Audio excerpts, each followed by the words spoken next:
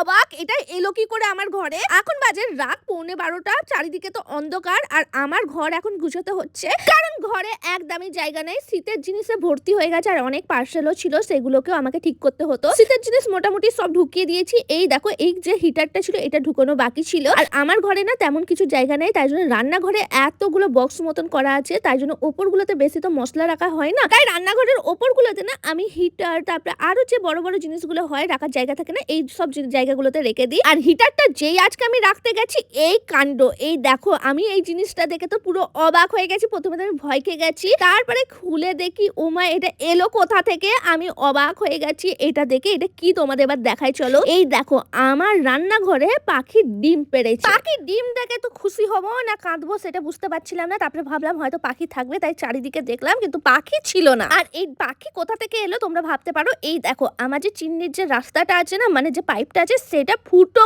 করে আমার ঘরের মধ্যে ঢুকে এইভাবে ডিম দিয়েছে। এই দেখো, এটা হলো আমার চিমনি, আর চিমনির ওপরটা এইভাবে গেছে, আর ঠিক তার পাশে এই দেখো, এই বক্সটা দিয়ে যে পাইপটা গেছে ওখানটা ফুটো করে তারপরে পাখি ঢুকেছে। প্রথমে তো ভেবেছিলাম ডিমটাকে চলো বার করব, কিন্তু তারপরে ভাবলাম ডিমটাকে হাত দেওয়া যাবে না, কারণ আমি অনেকবার শুনেছি পাখির ডিমে নাকি হাত দিলে পাখিরা বুঝতে পেরে যায়, তারপরে ডিমের কাছে তারা আর আসে না। তাই ভাবলাম যতদিন বাচ্চা হচ্ছে ততদিন ওখানেই থাকতে দিই। আর এখন বাজে 11:15 মতন, আর আজকে আমার ডিনারে আমি করেছিলাম আমাদের পিৎজা, আর পিৎজাটা বানিয়ে মাইক্রোওভেনেই রেখে দিয়েছিলাম। ভেবেছি আগে পুরো গুছিয়ে নেবো ঘর, তারপরে খাবো। আর ঘর গুছোতে গুছোতে 3টে বেজে গেছে, কারণ ঘরে অনেক জিনিস ছিল। এখন পুরো ঘরটা ক্লিন করে দিয়েছি, আর এখন খাবার পালা। আমি পিৎজাটা গরম করে নিয়েছি, আর এই পিৎজাটা না একটু লাল লাল দেখতে লাগছে তোমাদের হয়তো, কারণ আমি বানিয়েছি আটার পিৎজা। আমি না ময়দা বেশি ইউজ করি না যখন বাড়িতে বানাই, আর খেতে অনেক টেস্টি হয়েছিল।